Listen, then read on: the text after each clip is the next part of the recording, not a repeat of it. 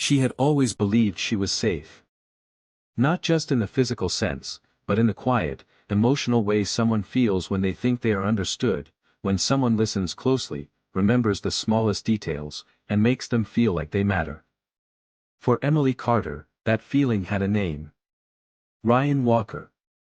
What Emily didn't know, what she couldn't yet see, was that the person she trusted the most was slowly becoming the one she should fear the most. Because sometimes, the danger isn't a stranger in the dark.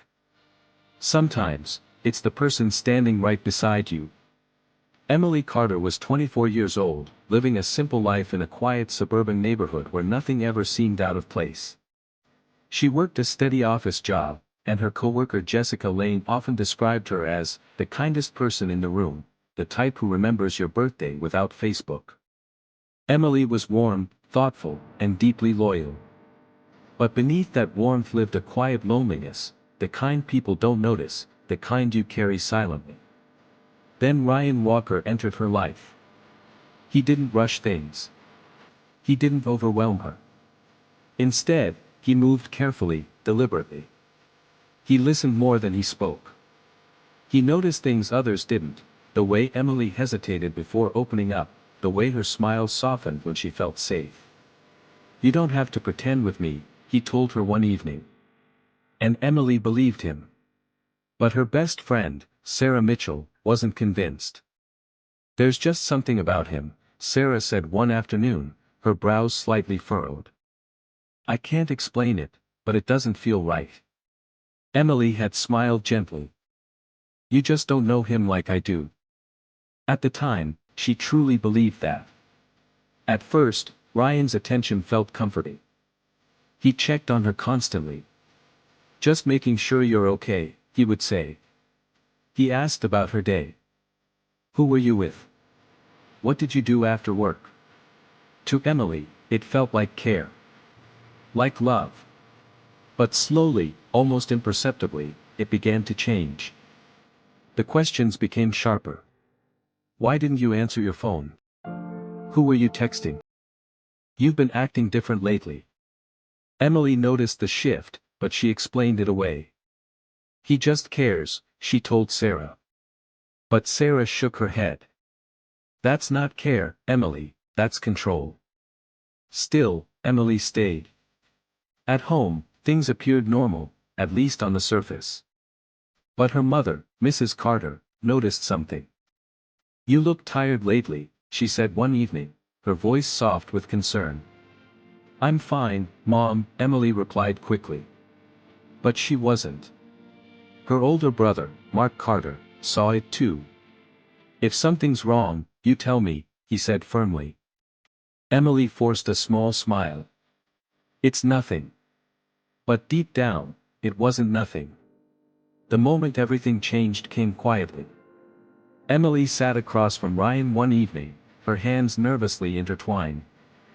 "I think I need some space," she said carefully. "Things feel too intense." For a moment, Ryan said nothing. The silence stretched. Then he spoke. "Oh, is that how you feel?" His voice was calm. Too calm. "I just need time to think," Emily added. Ryan nodded slowly. "Take all the time you need." But something in his eyes had changed. The warmth was gone, replaced by something colder.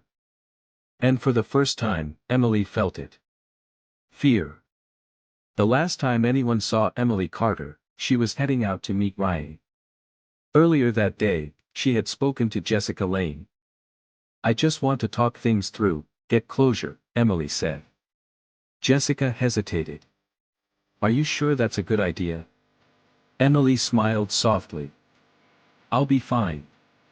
But she never came back. Hours passed. Then a full day. Her phone went silent. Messages unanswered. Panic set in.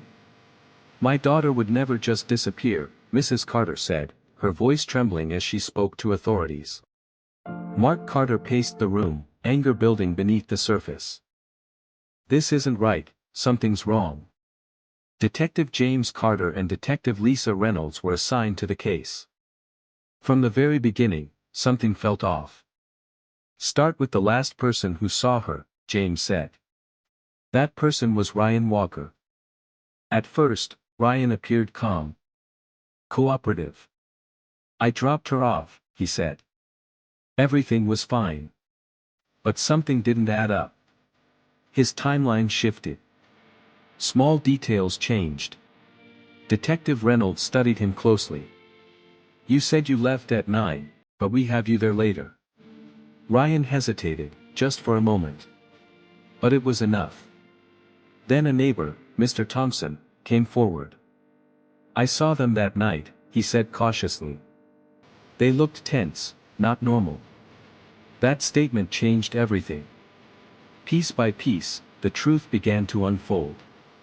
Messages revealed arguments Emily had never spoken about. Location data contradicted Ryan's story. The calm, composed man began to crack. In the interrogation room, Ryan sat across from the detectives, his posture controlled but rigid. Your story keeps changing, Detective Carter said. Ryan clenched his jaw. I already told you what happened. Detective Reynolds leaned forward slightly. No, you told us what you want us to believe. Silence filled the room. For the first time, Ryan had no response. What investigators uncovered wasn't a sudden act. It had been building over time.